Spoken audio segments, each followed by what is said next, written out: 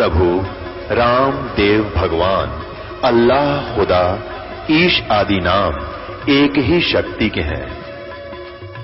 वो कैसा है, कहां है, कैसे मिलता है, किसने देखा है? ये प्रश्नवाचक चिन्ह पूर्ण रूप से हटाने के लिए अवश्य सुनिए जगत गुरु तत्वदर्शी संत रामपाल जी महाराज के अमृत वचन, सर्व पवित्र धर्मों के पवित्र शास्त्रों के आधार पर। अपना तो अब ये भी सिद्ध करना पड़ेगा कि वो काल बोल रहा था। ये काल है ब्रह्मा विष्णु महेश का पिता और दुर्गा इनकी माता, अष्टंगी, आठों भुजाओं में शस्त्र ले रही, इसको अष्टंगी भी कहते हैं। ये देखिएगा, अब इसी पर इस 26 पृष्ठ पर ही अभी आप यहां पढ़ रहे थे और अब यहां पढ़ेंगे हम इसी पर। मैंने पूर्व काल में अपने स्वरूप भूत मंत्र का उपदेश किया है जो ओंकार के रूप में प्रसिद्ध है। वह मां मंगलकारी मंत्र है। सबसे पहले मेरे मुख से ओंकार यानी ओम प्रकट हुआ जो मेरे स्वरूप का बोध कराने वाला है। ओंकार वाचक है, मैं वाच्य हूं। यह मेरा मंत्र है, यह मंत्र मेरा स्वरूप ही है। प्रतिदिन ओंकार का निरंतर स्मरण करने से मेरा ही सदा स्मरण होता है। मेरे उत्तरवर्ती मुख से अकार का, पश्चिम मुख से उकार का, दक्षिण मुख से मकार का यानी ए, ऊ और मैं, जिससे ये ओम बनता है, और पूर्ववर्ती मुख से बिंदु, ये जो ओम है इसके विषय बता रहा कि यू ए ओ और यू पर बिंदु, तथा मध्यवर्ती मुख से नाद का प्राकाट्य हुआ है। इस प्रकार 5 अवयवों से युक्त ओंकार का विस्तार हुआ। इन सभी अवयवों से, इन सभी पार्टों से ए, ऊ, मैं, बिंदु और इस बिंदु से, नाद से कहते ये एकीभूत होकर यह प्रणव ओम नामक एक अक्षर हो गया। ये ओम नामक एक अक्षर है ओम। इसको ओंकार कहो, इसको ओम कहो, और चाहे ऐसा लिखकर इसको एक अक्षर ओम कहो। ये ओम है, एक अक्षर हो गया और ये मेरा मंत्र है। असली मंत्र कहता है ये है मेरा अपनात्मा। यहां इन्होंने ओम नमः शिवाय ये 5 अक्षर मंत्र बता दिया। ये कहीं भी मूल संस्कृत में ये नहीं, इसलिए इन्होंने अलग भाषा में लिखा है और हमने इसको ना समझ कर इन अज्ञानियों द्वारा अनुवाद किया हुआ इसका अर्थ लगा दिया, जबकि ये कोई मंत्र नहीं है ओम नमः शिवाय। ना गीता जी में, ना वेदों में, ना श्रीमद् भगवत गीता में, ना पवित्र चारों वेदों में। तो ये मनमुखी आचरण के नाम है जो हमें यूजलेस थे, कोई लाभ नहीं। पुण्यात्मा, परमात्मा ने जो 600 वर्ष पहले ज्ञान दिया था, आज वही ज्ञान हमारे सदग्रंथों में विद्यमान है। तो भगवान कौन है? Kabir is God, Kabir is God. उस परमात्मा को जिसको ये निरक्षर बतावे थे, ये अक्षर नहीं जानता, शिक्षा नहीं जानता, ये क्या जाने वेदों के बारे में। 600 वर्ष पहले मालिक ने बोला था, इन पुराणों ने स्पष्ट कर दिया और परमात्मा ने ये भी कंसेप्ट क्लियर कर दिया था, धर्मदास ये वेद किताब झूठे नहीं है, पुराण झूठी नहीं है। झूठे तो ये हैं जो इनको समझ ना रहे, बकवाद गढ़न लग रहे, अज्ञानी है सारे। काल ने इनकी बुद्धि बांध रखी है, रोज पढ़ने समझ में आती नहीं। ये तो परमात्मा ने दया करी पुण्यात्मा अपने पे है और ये अनमोल रत्न अपने हाथ लाग गया। गरीब की इसने छोड़ने हम, ये तो मुश्किल तो दाव लगा। श्रीमद् भगवत गीता अध्याय नंबर 8 के श्लोक नंबर 13 में गीता ज्ञानदाता कहता है कि ओम इति एकाक्षरम ब्रह्म विवहारन मामनुसमरण ये प्रयाति तजंदेहम सयाति परमाम गतिम। गीता ज्ञानदाता श्री कृष्ण जी में प्रवेश करके ये काल बोल रहा है कि मुझ ब्रह्म का, ये ब्रह्म बोल रहा है, मुझ ब्रह्म का ओम इति एकाक्षरम, ये केवल यह एक ओम अक्षर है। व्यवहारण माने उच्चारण करके, अनुसमरण माने समरण करण का। और ये पर्याति तजंदेहम, जो ओम नाम का जाप करता हुआ शरीर त्याग कर जाता है, सयाति परमाम गतिम, वह परम गति को प्राप्त होता है। अपनात्मा, अपरमात्मा कौन है? कबीर। और कबीर कौन है? वो परम पूज्य परमात्मा जो दुल्हा धारण की भूमिका करके 120 वर्ष तक इस पृथ्वी पर रहे और काशी के अंदर प्रगट रहे। सह शरीर आए थे, सह शरीर चले गए थे। अब आपको थोड़ी झलक दिखाता हूं,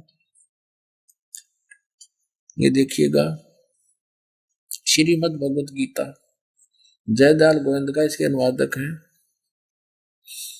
और गीता प्रेस गोरखपुर से प्रकाशित है। 8वां अध्याय, ये श्लोक नंबर 13। ओम इति एकाक्षरम ब्रह्म व्यवहारन माम अनुसमरण, ये पर्याति तजंदेहम स याति परमाम गतिम, माम ब्रह्म, मुझ ब्रह्म का। ओम इति एकाक्षरम, ओम यह एक अक्षर है, माम ब्रह्म का। व्यवहारन यानी उच्चारण करके, अनुसमन समन करता हुआ, ये पर्याति तजंदेहम, जो शरीर त्याग कर जाता हुआ, इसका सेवन करता हुआ जाता है, सयाति परमाम गतिम, वो परम गति को प्राप्त होता। कौन सी परम गति से? ओम नाम के जाप से जो लाभ होना है वो क्या है? ब्रह्म गति, वो ब्रह्म लोक प्राप्ति है। और ब्रह्म लोक में गए हुए प्राणी भी जन्म मृत्यु में रहते हैं। ये देखिएगा 8वें अध्याय का, ब्रह्म लोक में गए हुए प्राणी भी पुनर्वृत्ति में है।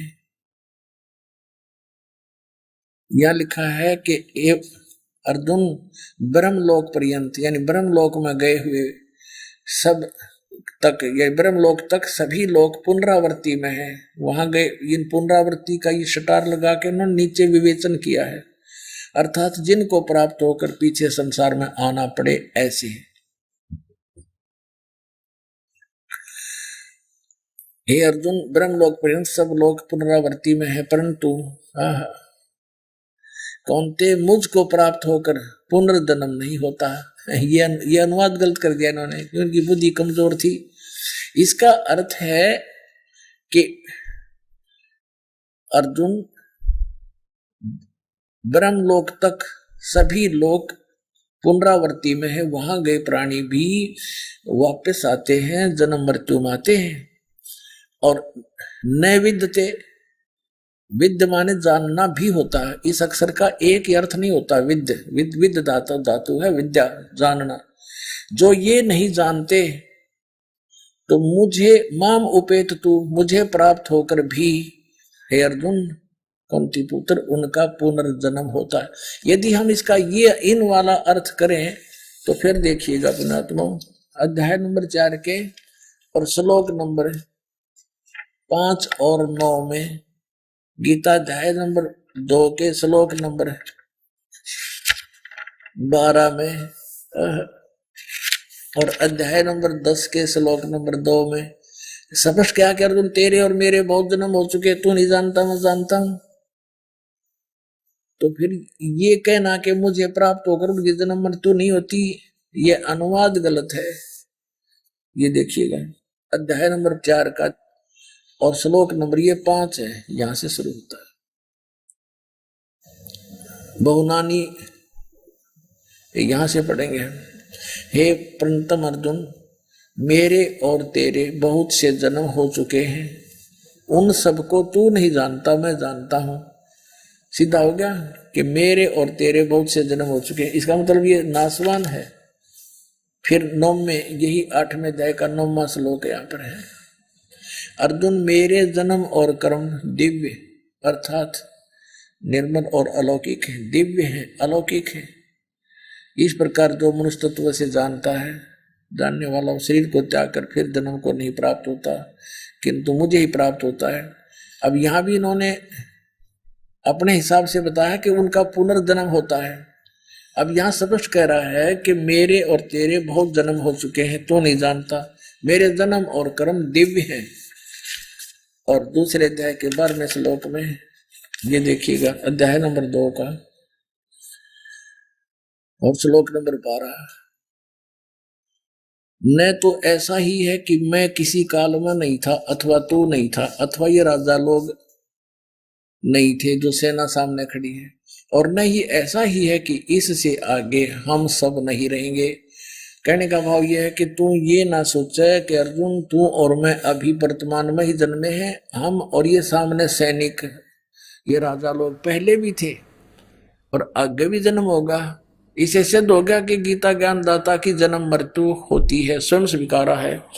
और ये दूसरे अध्याय के 17वें श्लोक में कह रहा है कि अविनाशी तो उसको जान, खुद कह रहा है गीता ज्ञानदाता। और ये ब्रह्म बोल रहा है, ये भी कंसेप्ट क्लियर हो गया। नाश रहित यानी अविनाशी तो उसको जान जिससे ये संपूर्ण जगत दृश्य वर्ग व्याप्त है, यानी जिसने सारे ब्रह्मांडों की रचना की है। और इस अविनाशी का विनाश करने में कोई भी समर्थ नहीं है, यानी गीता ज्ञानदाता से कोई अन्य है नाश रहित अविनाशी। अब हम अपने प्रसंग पर आते हैं। यह सिद्ध हो गया कि गीता का ज्ञान ये ब्रह्म दे रहा है। अब श्रीमद् भगवत गीता को हम समझेंगे। परमात्मा ने कहा गुण तीनों की भक्ति में ये भूल पड़ो संसारे, कहे कबीर निज नाम बिना कैसे उतरो पार। तीन देव की जो करते भक्ति उनकी कदे न होए मुक्ति। इन तीनों देवों की, श्री ब्रह्मा श्री विष्णु श्री शिव जी की जो भक्ति करते हैं उनकी कभी मुक्ति नहीं हो सकती। ये स्वयं नाशवान है, इनकी जन्म मृत्यु होती है। थोड़ा सा और कंसेप्ट यहाँ क्लियर कर देते हैं। पुण्यात्माओं, ये तत्व ज्ञान का सूर्य उदय हो रहा है। अभी तक हमने अज्ञान अंधेरे में हम भटक रहे थे। इन नकली गुरुओं ने हमारा हंडोला बना रखा था और इन्होंने एक चक्रव्यूह बनाकर हमें फंसा रखा था। कबीर परमात्मा कहते हैं 9 मन सूत उलझिया ऋषि रहे जखमार, और सतगुरु ऐसा सुलझा दे भाई उलझे ना दूजी बार। कबीर परमात्मा कपड़ा बुनते थे, जुलाई का कार्य करते थे, और 1 किलोग्राम यानी 1 सेर सूत उलझ जाते वो धागे, क्योंकि किसी कोई बनने के लिए दे जाता था, बुनने के लिए, और वो उलझ जाता तो उसको सुलझाना पड़ता था बगैर तोड़े हुए, बगैर गांठ पड़े। गांठ पड़ जाए तो धनी ले नहीं, पैसे काटे, तो उसको बिल्कुल धीरे धीरे सुलझाना पड़ता था।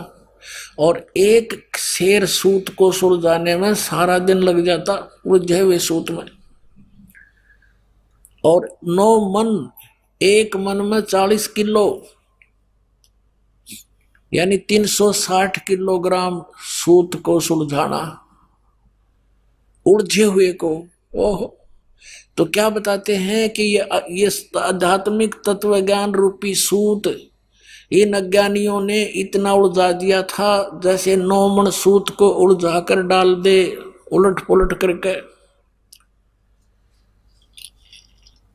और कहते हैं 9 मन सूत उलझिया ऋषि रहे झकमार। इन ऋषियों का समझ में आई नहीं अभी तक। और सतगुरु ऐसा सुलझा दे उलझा ना दूजी बार। अब इस दास को परमात्मा ने भेज दिया सतगुरु बना के। सतगुरु माने सच्चा ज्ञान देने वाला, तत्व ज्ञान से परिचित। कबीर परमेश्वर ने अपनी कृपा से इस दास को या दिव्य दृष्टि दे दी के सदग्रंथों को उस परमात्मा के सूक्ष्म दर्शी से, उस तत्व ज्ञान से जाना और समझा, पहचाना और आपको पहचान करा दी। अब इसमें देखिएगा ब्रह्मा विष्णु महेश की क्या स्थिति है। श्रीमद् भगवत गीता, गीता प्रेस गोरखपुर से प्रकाशित है। संपादक हनुमान प्रसाद पोदार, चिमनलाल गोस्वामी। प्रकाशक एवं मुद्रक हैं गीता प्रेस, गोरखपुर, गोविंद भवन कार्यालय, कोलकाता का संस्थान। इसके 123 पृष्ठ पे तीसरा स्कंद है और ये अध्याय 4 चल रहा है। 123 पृष्ठ पे भगवान विष्णु अपनी माता दुर्गा की स्तुति कर रहे हैं। तुम शुद्ध स्वरूपा हो, यह सारा संसार तुम इसे उद्भासित हो रहा है। मैं ब्रह्मा और शंकर हम सभी तुम्हारी कृपा से विद्यमान है। हमारा आविर्भाव माने जन्म और तिरोभाव माने मृत्यु हुआ करता है। हमारा तो जन्म और मृत्यु होता है, केवल तुम ही नित्य हो, जगत जननी हो, प्रकृति और सनातनी देवी हो। भगवान शंकर बोले, देवी यदि महाभाग विष्णु तुम्ही से प्रकट हुए हैं तो उनके बाद उत्पन्न होने वाले ब्रह्मा भी तुम्हारे बालक हुए। फिर मैं तमोगुणी लीला करने वाला शंकर क्या तुम्हारी संतान नहीं हुआ? अर्थात मुझे भी उत्पन्न करने वाली तुम ही हो। शिवे संपूर्ण संसार की सृष्टि करने में तुम बड़ी चतुर हो। 3 पुत्र अष्टंगी जाए, ब्रह्मा विष्णु शिव नाम धराए। इसी प्रकार संसार की सृष्टि, इस संसार की सृष्टि स्थिति और संहार में तुम्हारे गुण सदा समृद्ध हैं। उन्हीं तीनों गुणों से उत्पन्न हम यानी ब्रह्मा विष्णु एवं शंकर, रजगुण ब्रह्मा, सतगुण विष्णु, तमगुण शिव शंकर नियमानुसार कार्य में तत्पर रहते हैं। अब इसका क्या अर्थ है? इससे 5 कंसेप्ट क्लियर हो गए पुण्यात्माओं। नंबर 1, ब्रह्मा विष्णु महेश नासवान है, इनकी जन्म मृत्यु होती है। नंबर 2, दुर्गा इनकी माता है। और तीसरा, दुर्गा को प्रकृति भी कहते हैं। और चौथा ये हो गया कि रजगुण ब्रह्मा, सतगुण विष्णु, तमगुण शिव जी। और 5वां ये हो गया कि ये कहते हैं हम तो केवल नियमित कार्य ही कर सकते हैं, जिसका जैसा भाग है, क्रम है, संस्कार है, उसमें हम परिवर्तन नहीं कर सकते। कौन? ब्रह्मा और विष्णु और महेश। अब इसी तीसरे स्कंद में आप देखिएगा, तीसरे अध्याय में तीसरा स्कंद और ये तीसरा अध्याय 1 से 3, ये तीसरा लास्ट आ रहा है। यहाँ पर यहाँ 120 पृष्ठ पे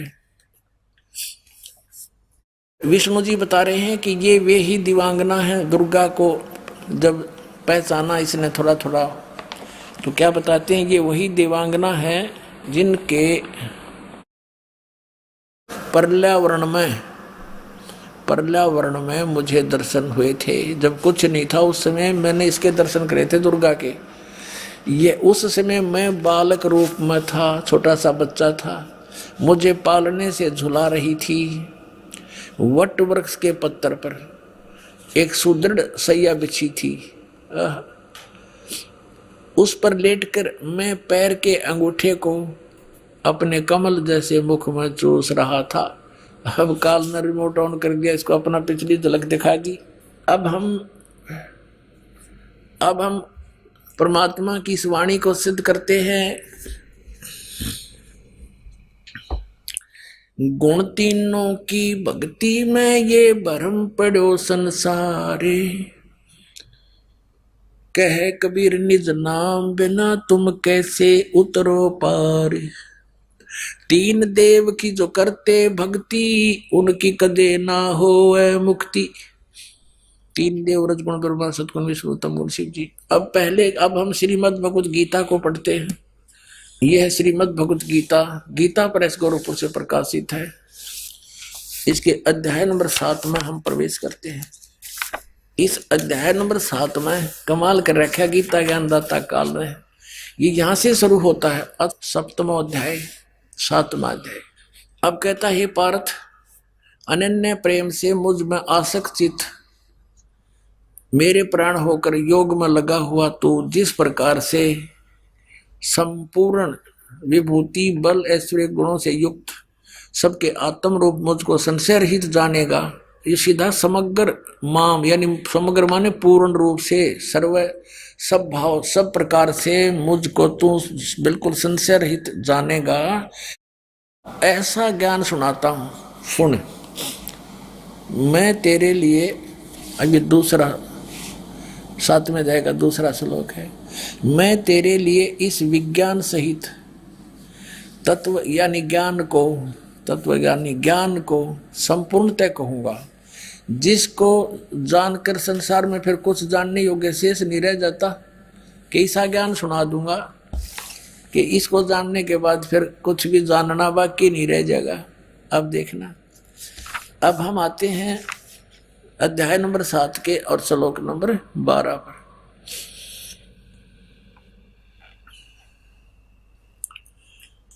अब गीता ज्ञानदाता कहता है, और भी जो सतगुण से उत्पन्न होने वाले भाव हैं और रजगुण से तथा तमगुण से उत्पन्न होने वाले भाव हैं, उन सब को तो मुझसे ही होने वाले हैं ऐसा जान, परंतु वास्तव में उनमें मैं और वे मुझ में नहीं है। अभी आपको शिव पुराण में दिखाया था कि वहां क्या बताया है, ये देखिएगा, शिव पुराण दिखाना ही पड़ेगा एक बार फिर आपको। ये 9वां अध्याय है रुद्र संहिता का, गीता प्रेस गोरखपुर से प्रकाशित, आपको दिखाई थी। इसके 110 पृष्ठ पे यह है रुद्र संहिता,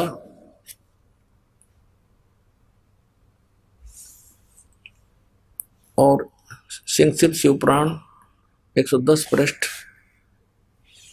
यहां पढ़ा था हमने। इस प्रकार ब्रह्मा विष्णु रुद्र इन 3 देवताओं में गुण है, और ये परंतु शिव ये काल रूपी ब्रह्म, जो गीता भी वही बोल रहा है, यो इनसे परे है, गुण अतीत माने इनसे परे। अब ये भी कंसेप्ट क्लियर करना पड़ेगा कि रजगुण ब्रह्मा, सतगुण विष्णु, तमगुण शिव जी है, अन्यथा ये अनाड़ी अज्ञानी ऋषि मंडलेश्वर ये गुरु फिर से आपको विचलित कर सकते हैं। ये देखिएगा, मार्कंडेय पुराण गीता प्रेस गोरखपुर से प्रकाशित है, ये यहां से प्रकाशित है, और इसके 123 पृष्ठ पर आपको ले सकते हैं। ये 123 पृष्ठ है मार्कंडेय पुराण। यहां से प्रसंग शुरू होता है। मार्कंडेय जी ज्ञान सुना रहे हैं, क्योंकि मार्कंडेय पुराण है, या मार्कंडेय जी बोले, इनका अनुभव है, मुने यहां पढ़ेंगे। इस तरह स्वयंभू परमात्मा की 3 अवस्थाएं होती हैं, रजोगुण प्रधान ब्रह्मा, तमोगुण प्रधान रुद्र और सत्व प्रधान विश्वपालक विष्णु हैं। ये ही 3 देवता हैं और यही 3 गुण हैं। हो गया कंसेप्ट क्लियर। ब्रह्मा विष्णु महेश कहो और ते 3 गुण कहो। गुण 3 की भक्ति में ये भूल पड़ो संसार। 3 गुण यानी ब्रह्मा विष्णु महेश की भक्ति में भूल पड़ो संसार, और कह कबीर निज नाम बिना कैसे उतरो पार। 3 देव की जो करते भक्ति, उनकी कदे ना हो मुक्ति। 600 साल पहले परमात्मा ये शब्द बोला करते थे, और आज वो हमारे सदग्रंथ इनका समर्थन कर रहे हैं, जिनको हम शिरोधार्य माना करते थे। अब देखो और कंसेप्ट क्लियर करते हैं कि रजगुण ब्रह्मा, सतगुण विष्णु, तमगुण शिव जी हैं। ये श्री देवी पुराण है। अत देवी भागवतम सभाष्टीकम सहमात्यम, खेमरा श्री कृष्ण दास प्रकाशन बम्बई 4, यहां से प्रकाशित है। इसके 3रे सकंद में आते हैं। अत श्रीमद देवी भागवते भाषा टीका युक्ते 3य सकंद प्रारंभते। इसके हम 11 पृष्ठ पर पहुंचते हैं। ये 11 पृष्ठ है अध्याय 5 का 3य सकंद का, और इसका 8वां मंत्र हम पढ़ेंगे। 7वां या अंत हुआ, 8वां प्रारंभ हुआ। हे माता, यदि हमारे ऊपर सदा आप दया युक्त हो तो हमको तमोगुण में किस प्रकार प्रदान किया है। ब्रह्मा रजोगुण और हरि सतगुण।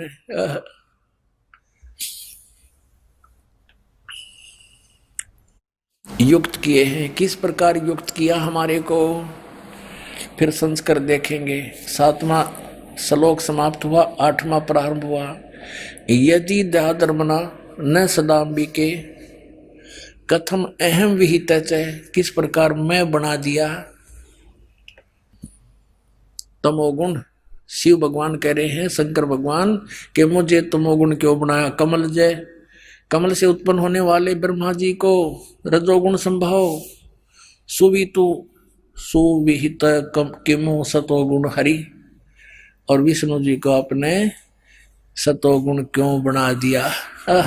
इति सिद्धम रजगुण ब्रह्मा सतगुण विष्णु तमगुण शिव जी। अब हम समझेंगे उस ज्ञान को जिसको गीता ज्ञानदाता कहता है। इसको जानने के बाद फिर संसार में जानना शेष कुछ नहीं बचेगा। आज वो सुनाते हैं आपको। आप पढ़िए फिर से ये अध्याय नंबर 7 का श्रीमद् भगवत गीता में। आगे हम श्रीमद् भगवत गीता जयदयाल गोविंद का इसके अनुवादक हैं। ये अध्याय 7 का और श्लोक हम फिर से वही 12 को शुरू करेंगे। अब ये आसानी से समझ में आएगा। अब 12वां श्लोक है।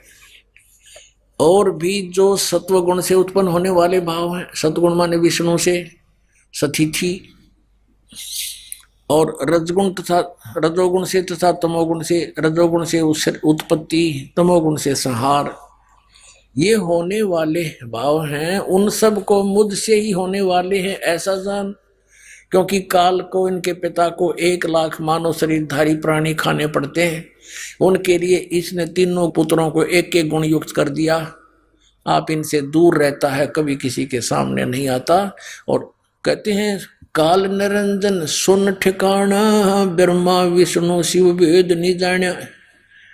21 में ब्रह्मांड में रहता बहुत दूर, और ब्रह्मा विष्णु महेश भी उनके विषय में नहीं जान सके, अपने पिता के विषय में। और उस परम पिता ने जो सबका पिता है, सबका बाबा है, सबका दादा है, उसने आके बताई फिर सारी हिस्ट्री सृष्टि। उन्होंने खुद रची। कबीर साहब ने अपनी रची हुई को आप ही बता सकता है।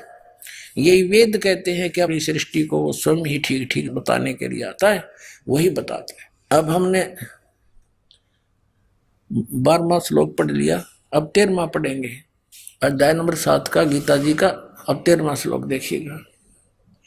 गुणों के कार्य रूप सात्विक, राजस और तामस, इन तीनों प्रकार के भावों से ये सारा संसार प्राणी समुदाय मोहित हो रहा है। इन तीनों गुणों से परे, रजगुण ब्रह्मा सतगुण विष्णु तमगुण शिव जी से परे मुझ अविनाशी को नहीं जानता।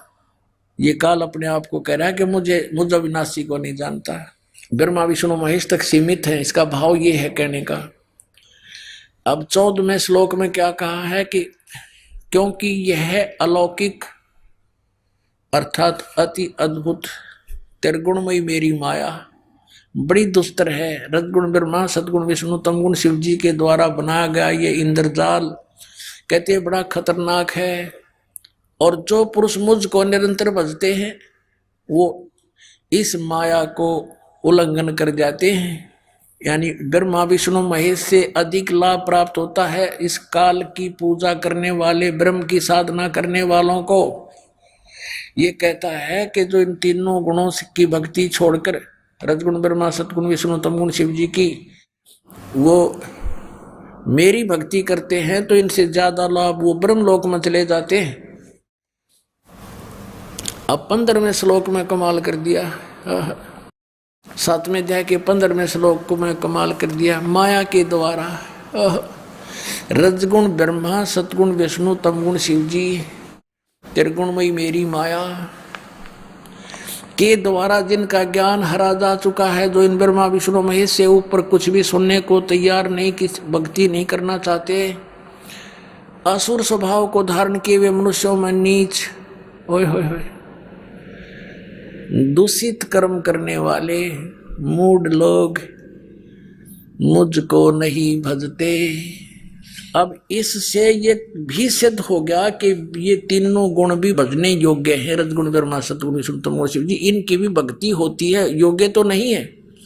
यानी इनकी भी कोई पूजा करता है, इसलिए कहता है काल कि ये तीनों गुणों के द्वारा जिनकी बुद्धि खराब हो चुकी है, ज्ञान हरा जा चुका है, इनसे ऊपर किसी की बात सुनने को तैयार नहीं, मरने मारने को तैयार हो जाते हैं। कहते हैं राक्षस स्वभाव को धारण किए मनुष्यों में नीच दूषित कर्म करने वाले मूर्ख। ये ब्रह्म कहता है मेरी साधना भी ना करते ये पुण्यात्माओं। परमात्मा ने 600 वर्ष पहले ये ज्ञान दिया था, जो उन अज्ञानियों ने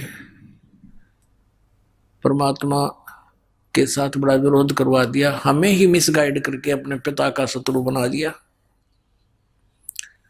अब इसमें स्पष्ट कर दिया है कि श्री ब्रह्मा रजगुण, श्री विष्णु सतगुण और श्री शिव तमगुण की पूजा करने वालों को ये चार उपमा दे दी। राक्षस स्वभाव को धारण किए हुए मनुष्यों में नीच दूषित कर्म करने वाले मूर्ख। अपने आत्माओं, हम जिन सदग्रंथों को शिरोधार्य मानते हैं, आज वही हमारी क्रियाओं को जो उन नकलियों द्वारा हमारे अंदर फीड कर दी गई थी, थोप दी गई थी, उनको बुरी बता रहे हैं। और यही परमात्मा स्वयं आकर बताया करते थे कि गुण तीनों की भक्ति में भूल पड़ो संसार, और कह कबीर निज नाम बिना तुम कैसे उतरो पार। तीन देव की जो करते भक्ति, उनकी कदे न हो मुक्ति। अब जैसे हिरण्यकशिपु ने रजगुण ब्रह्मा की उपासना भक्ति की थी और उससे सिद्धियां प्राप्त करके उसने कैसे जुल्म ढाए अपने ही पुत्र पर, राक्षस कहलाया और कुत्ते वाली मौत मारा गया। रजगुण उपासक श्री ब्रह्मा जी का उपासक हिरण्यकशिपु कहते हैं, हिरण्यकशिपु छाती तुड़वाई और ब्राह्मण बाणा कर्म कसाई। कहते हैं हिरण्यकशिपु छाती तुड़वाई और ब्राह्मण बाणा और कर्म कसाई। ब्राह्मण माने वो तो विद्वान, बताओ भगत, ब्राह्मण का अर्थ भक्त भी होता है। भक्ति करी बड़ा जबरदस्त और फिर ये कर्म करे, कर्म कसाई जैसे अपने पुत्र का भी दुश्मन हो गया, अपने आप भगवान बन बैठा। राक्षस स्वभाव को धारण किए हुए मनुष्यों में नीच दूषित कर्म करने वाले दुष्ट मूर्ख। अब हिरण्यकशिपु ने एक छोटे से मासूम बालक को मारने के लिए कितने ओछे हथकंडे अपनाए अपने ही पुत्र को। तो बताओ राक्षस में और दुष्ट में, मूर्ख में, दूषित कर्म करने वाले में और कौन सी कसर रही। भगवान शिव तमोगुण की भक्ति करता था कौन? रावण। और कैसा जुल्म किया, सूरवीर होकर के पराई स्त्री को उठावे, इस जितना दुष्ट कर्म कोई हो ही नहीं सकता। और फिर त्रिलोक की भगवान की पत्नी, जिनको मां की दृष्टि से देखा जाता है, उस माता को उठा लाया, सीता जी को, और उसको पत्नी बनाने की कुचेष्टा करता रहा। लेकिन वो अलग बात है, सफल नहीं हो सका, बाकी उसकी नीत गंदी थी। और ऐसी उपासना करता था भगवान शिव की, आज के तो कोई भक्ति कर नहीं सकता, ना कर सका। यहां से गर्दन काट के और अपनी बलि दे दी थी 10 बार। इतना ये भगवान वर्कडन दे देते हैं, जैसा किया वैसा ही 10 बार इसको जीवन दे दिया। लेकिन मोक्ष नहीं, कर्म के दंड का बचाव नहीं। हिरण्यकशिपु ये तमोगुण शिव की भक्ति करता था कौन? भस्मागिरी एक तपस्वी था। भगवान शिव के द्वार के सामने, उनके महल के सामने, रेजिडेंस के सामने ऊपर को पैर करके नीचे को सिर करके खड़ा हो गया। 12 वर्ष तक खड़ा रहा। तब पार्वती ने कहा कि हे भगवान, आप तो समर्थ हैं, महादेवों के देव हैं, आप क्या नहीं कर सकते? क्या मांगता आपका पुजारी? इसको फ्री करो। अब भगवान शंकर जी ने कहा, तमोगुण शंकर ने, कि मांग भाई, क्या मांगता है भस्मागिरी। भस्मागिरी ने कहा कि प्रभु वचनबद्ध हो जाओ तब मांगूंगा, वैसे नहीं। भगवान ने सोचा कि मांगते हो, एक सिद्धि और मांग लेगा।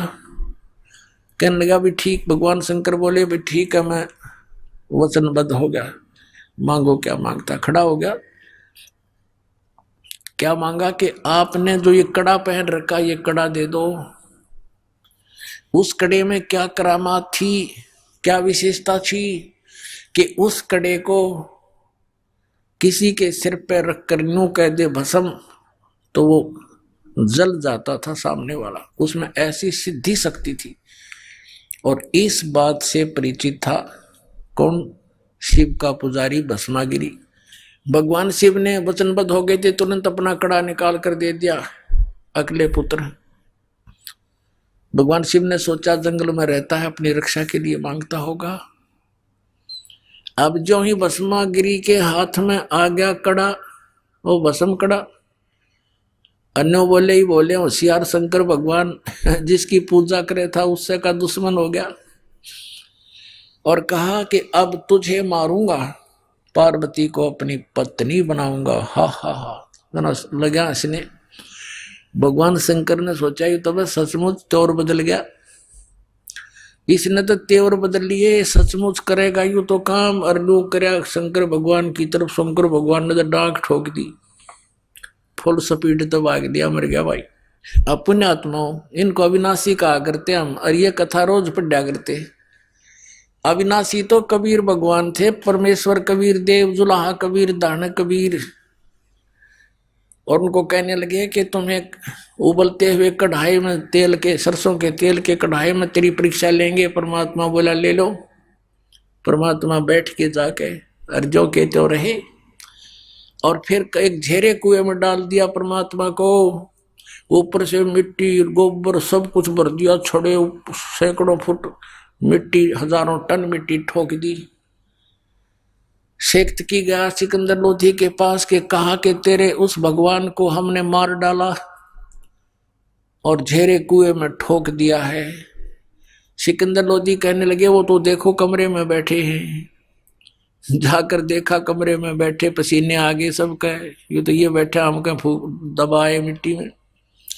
अविनाशी तो ये थे भाई, ये अविनाशी नहीं थे। ये आप कहने लग रहे हम अविनाशी नहीं है, हमारा जन्म मृत्यु होता है। तो ये लोक वेद सुना कर हमारे पूर्वजों का नाश कर दिया नकली संतों, ऋषियों में, ऋषियों मंडलेशों, गुरुओं ने। अब इनसे बच्चों टाइम दिया पुण्यात्माओं, पाछे गई सो जान दो, बाकी बची रख लो। कुछ नहीं गया अभी तक, असंग जन्म और होने थे, ये पीछा छूट जाएगा। अब ये तो तमोगुण शिव जी के उपासकों की कथा सुना दी कि राक्षस स्वभाव को धारण किए हुए इतना बुरा दुष्ट कौन होगा, अपनी माता के ऊपर नीयत खराब कर रहा, क्योंकि गुरु यानी इष्ट की पत्नी मां के तुल्य होती है। और आगे आके भगवान शंकर जी और पीछे पीछे पुजारी, आगे भगवान, दोनों जहां स्पीड खींचे।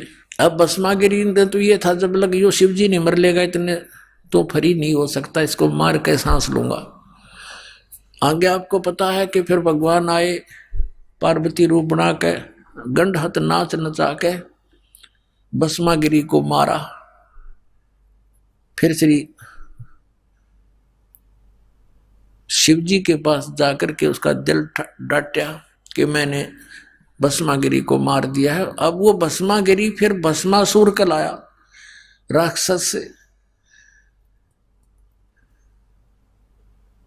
ये है पुण्यात्मा गूढ़ रहस्य इन सदग्रंथों के, जो तत्वदर्शी संत के बिना इनको समझा नहीं जा सकता। तत्वदर्शी संत परमात्मा का, कबीर भगवान का कृपा पात्र होता है, उसी की बुद्धि खुल सके, ना तो यू काल खुल ना दे किसी की भी। अब आपको सुनाते हैं कि एक समय हरिद्वार के अंदर कुंभ का पर्व लगा, पर भी नहाने का समय निर्धारित हुआ। सभी ये त्रिगुण उपासक वैष्णव ये सतोगुण विष्णु जी के उपासक संत, और भगवान शंकर तमोगुण के उपासक ये गिरी पुरी सन्यासी, और ये नागा नाथ कनपाड़े और बिना कनपाड़े, ये सभी तमोगुण शंकर के उपासक हैं और वैष्णव साधु विष्णु जी के उपासक हैं। ये सभी स्नान करने के समय जहां ये कुंभ का मेला लगता है वहां अपने अपने ग्रुप में, अपने अपने समुदाय में ये एकत्रित हो जाते हैं। गिरी अपने ग्रुप में, पुरी सभी अपने ग्रुप में, और वैष्णव अपने ग्रुप में, नागा अपने ग्रुप में। फिर स्नान करने के समय ये सभी चल पड़ते हैं अपने अपने समुदाय में। सबसे पहले नागा पहुंच गए हरिद्वार में, ये पर भी लगनी थी कुंभ के मेले की, हर की पैड़ी पे। सबसे पहले नागा पहुंच गए वहां पर स्नान करने के, पोजीशन पकड़ गए, सब पैड़ियों को पर छा गए। पीछे से आगे वैष्णव, ये सतगुण विष्णु के उपासक वैष्णव साधु, इन्होंने नागाओं से कहा कि ए नागाओं, प्रथम स्नान हम करेंगे, तुम मत नहाना पहले, क्योंकि हम सर्वश्रेष्ठ हैं, हम विष्णु जी के उपासक हैं। नागा कहने लगे कि नहीं, हम सर्वश्रेष्ठ हैं, हम त्यागी और बैरागी हैं, हम नी वस्त्र रहते हैं, नी इच्छा फिरते हैं, हम सर्वश्रेष्ठ हैं, हम सबसे पहले स्नान करेंगे। अब वैष्णव साधुओं ने कहा कि तुम काहे के श्रेष्ठ हो, पशु की तरह नंगे फिरते हो, टट्टी के हाथ भी नहीं धोते, सारे शरीर पर तुम राख रमाए रहते हो, आज नहाने वाले बन गए, शरण फिरो, तुम बाहर आओ। अब इतनी बात सुनी थी, वो भगवान भी भूल गए, हर की पैड़ी याद रही नहीं, वह पर भी याद नहीं रही। आपस में लड़ मरे, कट गए, काट कर एक दूसरे को। 25,000 ये त्रिगुण उपासक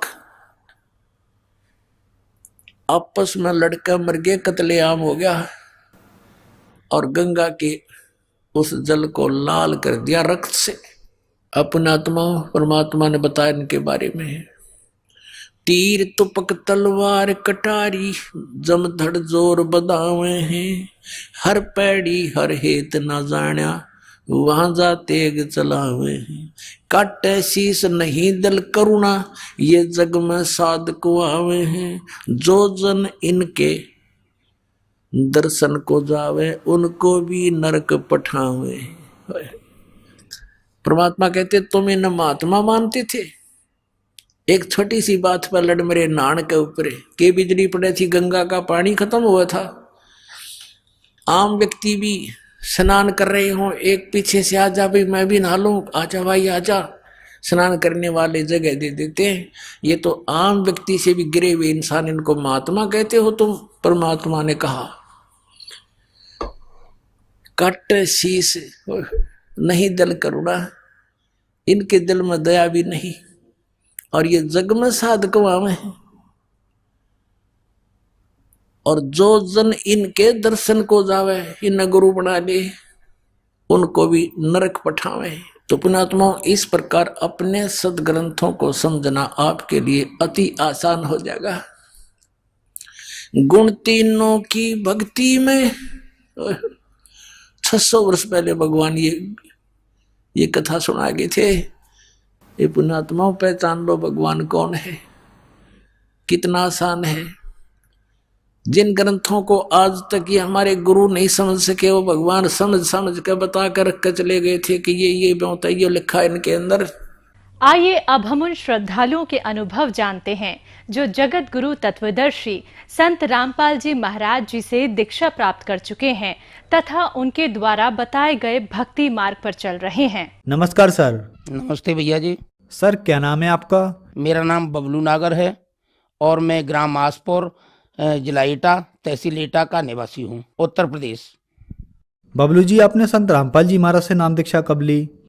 मैंने गुरुजी से नाम दीक्षा 14 तारीख फरवरी 2014 में ली थी। संत रामपाल जी महाराज से नाम दीक्षा लेने से पहले क्या आप कोई भक्ति साधना भी करते थे? जी भैया जी, मैं भक्ति साधना करता था, ब्रह्मा विष्णु महेश की भक्ति करता था उसके साथ साथ मेरा जो मन था पहले बहुत कुछ बेकार था, फिर बीच में कुछ ऐसी लालसा हुई कि मैं कोई गुरु बनाऊंगा।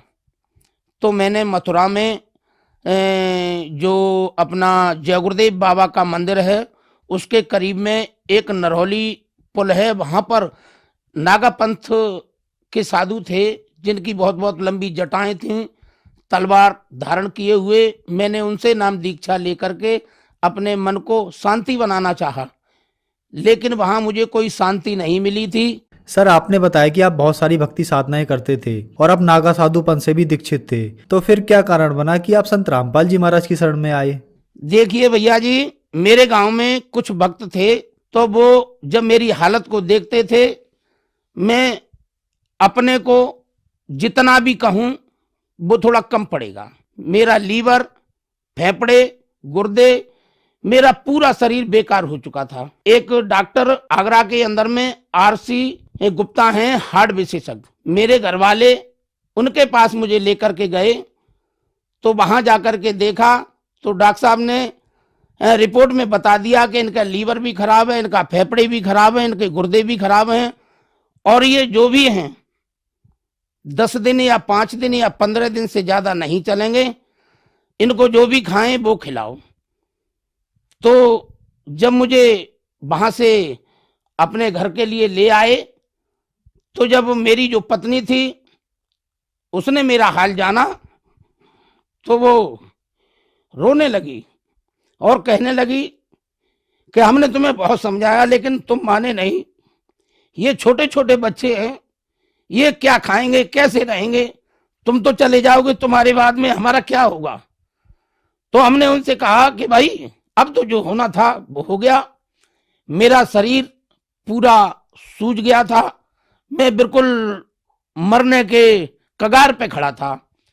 मैं अपनी पार्क में, मेरी चारपाई डाल दी जाती थी, उस वहां पे खाट के पास में एक मटका रख दिया जाता था, मैं उसमें अपना थूकता, सारे दिन परेशान रहता था, खून आता था मेरे मुख से, ब्लड आता था।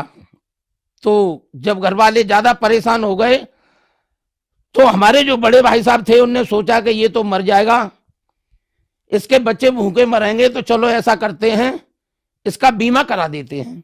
तो मेरा बीमा करा दिया। जब बीमा करा दिया उसके बाद में मैं बिल्कुल ही खत्म होने वाला था। तो जब मैंने देखा कि अपने घर में मैं लेटा था तो बच्चों ने टीवी चला दी।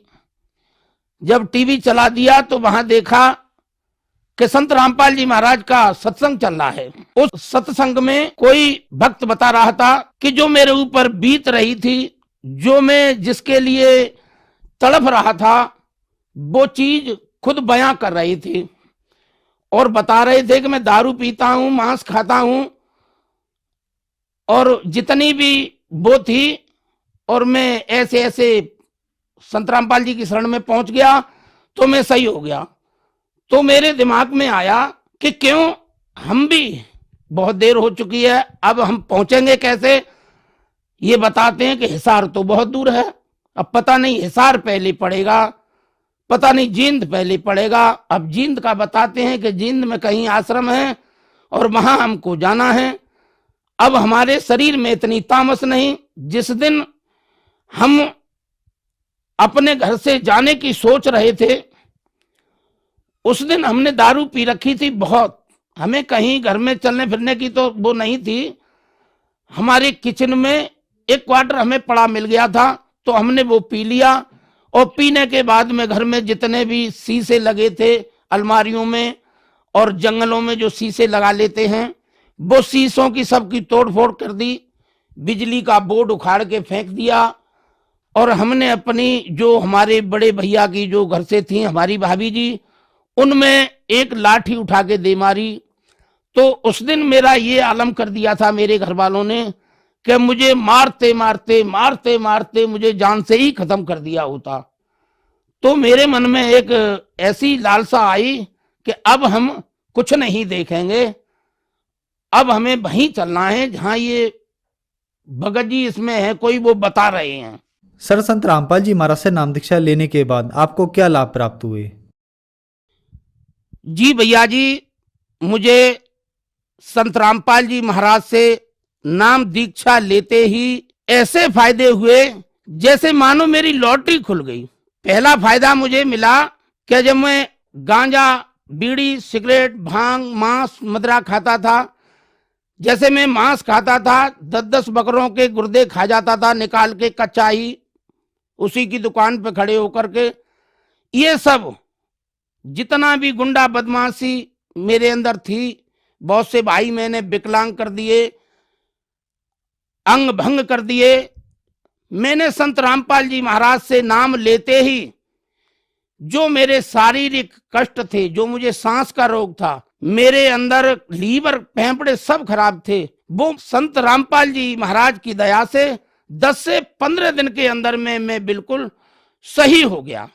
वो सही होने का कारण, जब मैं रो रहा था, बिलख रहा था, बुरी तरह से पागल सा था, तो मैंने परमात्मा से दुआ करी, संत रामपाल जी महाराज से, कि महाराज हमने ये सुना है कि आप अंधे को आंखें देते हो, कोढ़ी को काया देते हो और बांझ को संतान देते हो, तो आज मेरे जो बाल बाल में रोग है, आप मेरे ऊपर क्यों नहीं कृपा कर रहे हो। तो मुझे पता चला, जब मैंने रात में याद करते करते सो गया रोते रोते, तो मुझे पता चला कि एक डॉक्टर आए हैं और डॉक्टर सफेद टोपी लगाए हुए हैं, उनके आला लटक रहा है।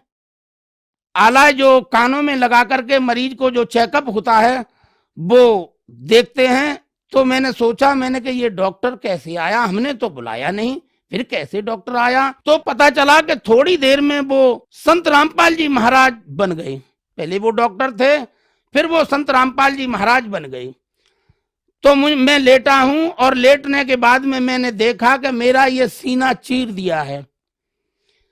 जब सीना मेरा चीर दिया है और मेरे कहीं दर्द भी नहीं हो रहा, तो मुझे पता चला जो डॉक्टर रूप में आए थे वो संत रामपाल जी महाराज ही थे, कि कहीं ये मेरा चेकअप कर रहे हैं।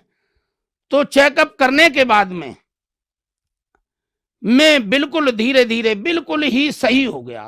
पहला फायदा मुझे ये मिला। मुझे दूसरा फायदा ये मिला कि एक मेरा बेटा है, बेटा मेरा 9 साल की उम्र में, उसे आंखों से नहीं दिखता था, बिल्कुल ही नहीं दिखता था। रात में तो थोड़ा बहुत दिख भी जाता था, लेकिन दिन में धूप की वजह से उसे कुछ नहीं दिखता। तो पता चला कि 6 से 7 दिन 10 दिन के अंदर में मेरा बेटा भी बिल्कुल सही हो गया। आज भी वो बिल्कुल सही है। मेरे बेटे की आंखें खराब थी, रोशनी नहीं थी आंखों के अंदर, वो बिल्कुल सही हो गई संत रामपाल जी महाराज की दया से। तीसरा फायदा हुआ, मुझे एक बार फिर जीवन दान दिया मालिक ने, परमात्मा संत रामपाल जी महाराज ने। भीड़ ज्यादा थी, मैंने गाड़ी क्रॉस की तो मेरी गाड़ी बड़े वाले ट्रक के नीचे आ गई। आगे वाला पहिया मेरी मोटरसाइकिल के ऊपर चढ़ गया, गाड़ी ऊपर और मैं मोटरसाइकिल के नीचे। अब जब मेरा पैर निकाला तो मेरे पैर में कहीं भी कैसी भी कोई खरोंच नहीं। तो वहां जब वो खड़े थे लोग और कह रहे थे भैया तुम्हें किसने बचा लिया, तो मैं कहने लगा कि भैया मुझे बचाने वाला मेरे गुरु हैं संत रामपाल जी महाराज, वो आ गए और उन्होंने मुझे बचा लिया। तो कि तुम झूठ बोलते। मैंने भैया तुम्हारे लिए मैं झूठ बोलता हूं। जब मैं संत रामपाल जी महाराज से दीक्षा लेकर के अपने घर पहुंचा तो वहां जब देखा कि मुझसे घर वाले सभी नाराज थे, कोई मुझसे नहीं बोल रहा था, तो मैंने जो मुझे संत रामपाल जी महाराज की पूजा विधि के बारे में जो बताया जाता है वो मैं अपना करने लगा। करते करते 4, 5, 6 दिन हो गए तो मेरे बड़े भैया हमसे कहने लगा कि क्यों बे तेरा नशा कहाँ है, तू बीड़ी पीता था, गांजा पीता था, आज एक भी बीड़ी का टुकड़ा घर में नहीं दिख रहा, क्या बात है। हमने भैया हमने सब छोड़ दिया है, नशा सब छुड़वा दिया है। हाँ, सबसे पहले नशा ही छुड़वाया जाता है रामपाल जी महाराज जी के यहाँ।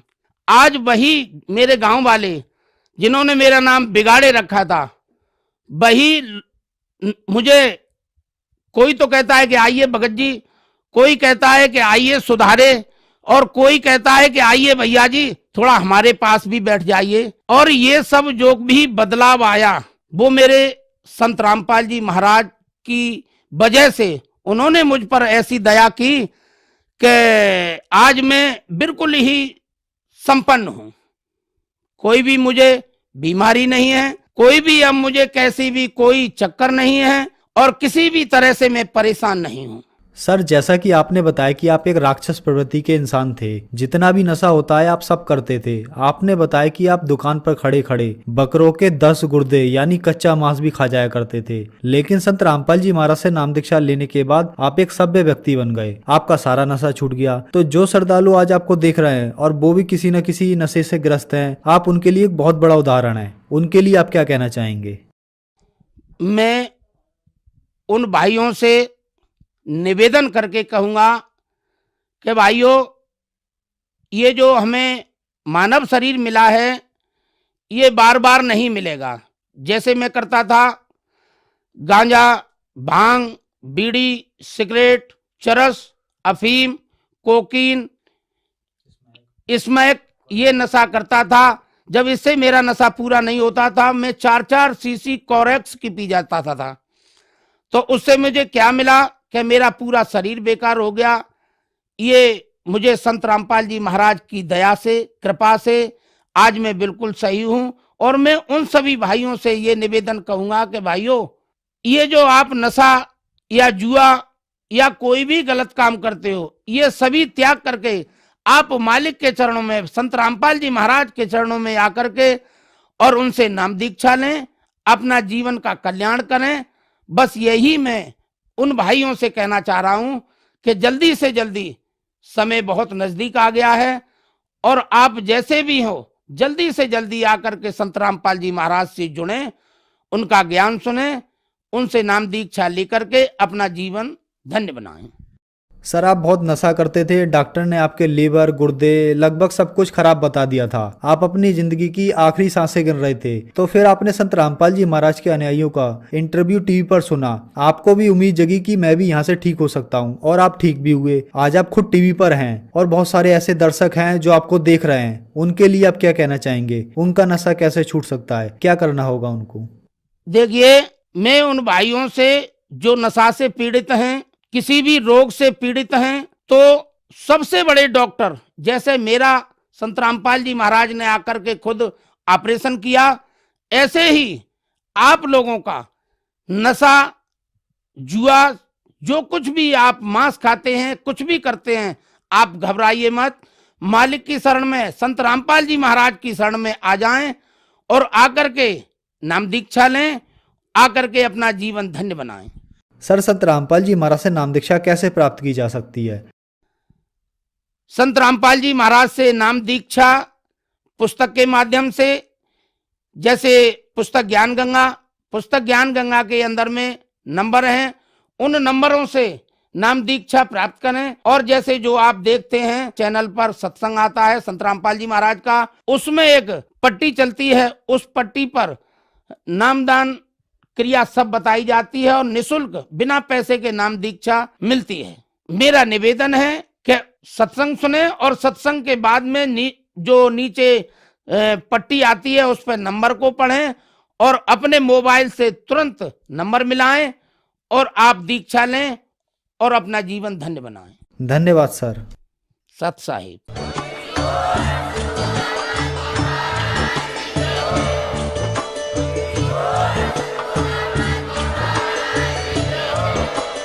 आप सुन रहे थे जगत गुरु तत्वदर्शी संत रामपाल जी महाराज जी के मंगल प्रवचन। अधिक जानकारी के लिए विजिट कीजिए हमारी वेबसाइट www.jagatgururampalji.org। संत रामपाल जी महाराज जी के शुभ आशीर्वाद से पूरे विश्व भर में 500 से भी ज्यादा नाम दीक्षा केंद्र हैं, जिन पर संत रामपाल जी महाराज जी द्वारा ऑनलाइन निःशुल्क नाम दीक्षा दी जा रही है। अपने नजदीकी नाम दीक्षा केंद्र का पता करने के लिए संपर्क करें 8222880541।